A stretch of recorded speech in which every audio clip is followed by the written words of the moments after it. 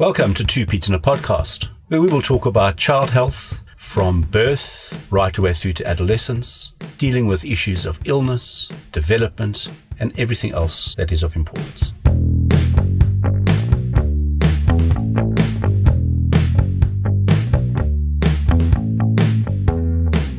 Hello everybody, and welcome to Two Pete's in a Podcast. I am Simon Strawn, and with me is Dr. Michael Platten. Hello, Mike. Hi. And we are finishing off on our little series on vomiting. This is, did I say episode 24? No, you haven't yet. It is episode 24. And we'll be talking about the warning signs of vomiting. So let's just have a quick recap, because why would your child be vomiting? So obviously, first off, it might just be something your child's eaten and sitting a bit queasy and a bit of indigestion. Probably the most common thing we see with vomiting is the child has picked up a bit of a tummy bug, and like a viral gastroenteritis, and they'd be vomiting for a bit.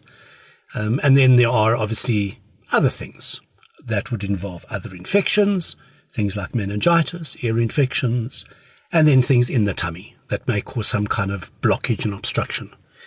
Those would be the most important ones, and we've covered those in the previous 3 podcasts to do with vomiting.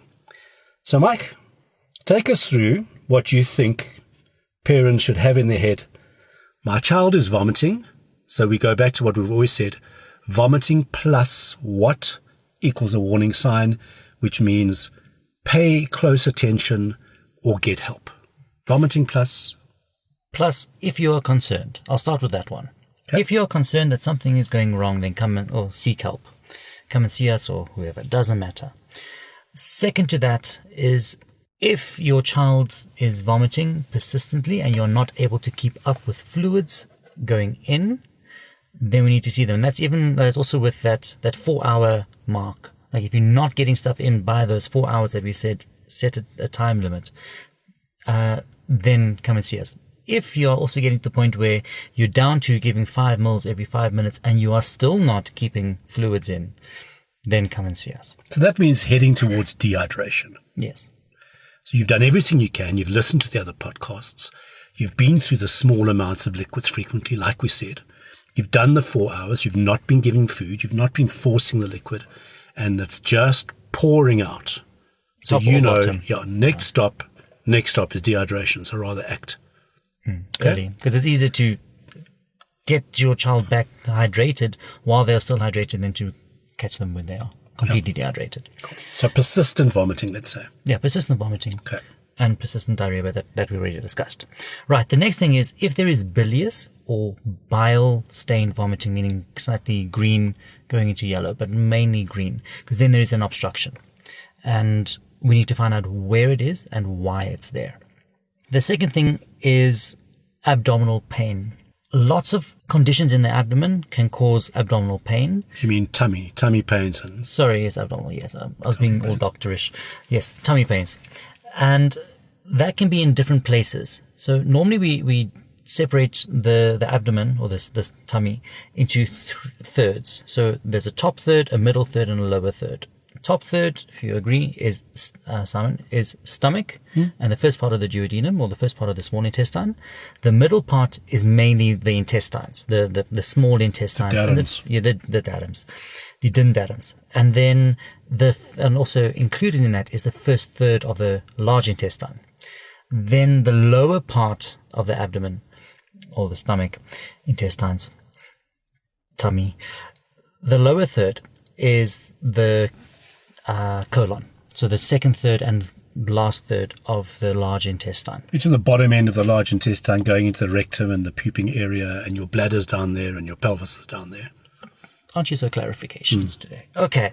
Yes. So that. Now, if you have pain in the top, then something is happening in the stomach, which may be gastritis or like a stomach irritation, an irritation of the lining of the stomach.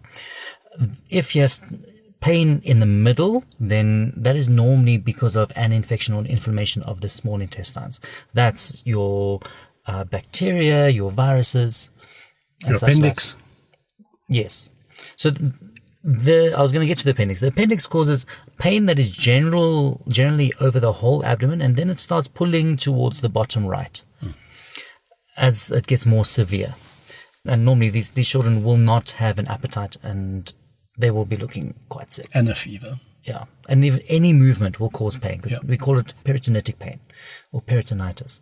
And they don't like moving, have fever, and with blood tests, it's all over the place. Then we look at the symptoms of meningitis. So vomiting, headache, photophobia or sensitivity to light, and also nausea. And in the older child over 2 years of age, if they have a stiff neck, that there's not really a side-to-side movement looking left to right. It's more a chin on chest. And these children are sick. They are miserable. They're in a lot of pain. They cry, really inconsolable. In the younger children, they've got a very high-pitched cry. It's one of those things that you kind of hear when we're training. And once you've heard it, you kind of know. You hear it across the room and go, oops, that child sounds very concerning. Hey, we've done that many times.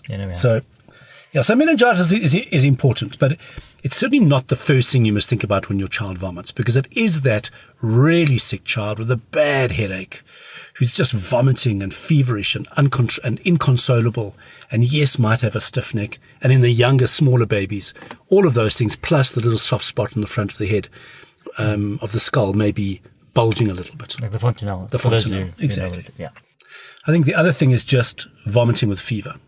So we've given the whole meningitis story, because children who have bladder infections, for example, may well be vomiting. Children who have bad ear infections may well be vomiting as well. And yes, you do get a fever when you have a virus causing like a gastroenteritis, upset tummy, but it's not generally that severe. You can get very high fevers if the tummy and diarrhea and vomiting is caused by bacteria like a salmonella, which is a food poisoning thing. But generally, vomiting with very high fevers and very miserable, irritable children, we think of other things. Yeah. Because the diarrhea doesn't always start when the child's vomiting.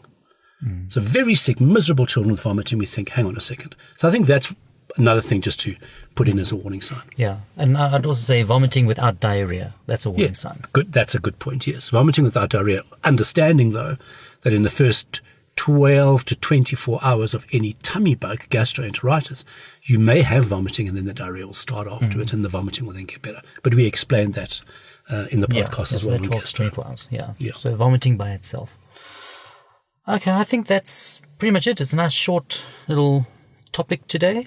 Next up, we'll be moving into constipation, and then also we'll be touching on dehydration at some point. We hope you have enjoyed this. If you have any questions or comments, please drop us a line. Otherwise, we'll be seeing you in the next podcast. If your children have allowed you to, thanks for listening. Thank you. Bye.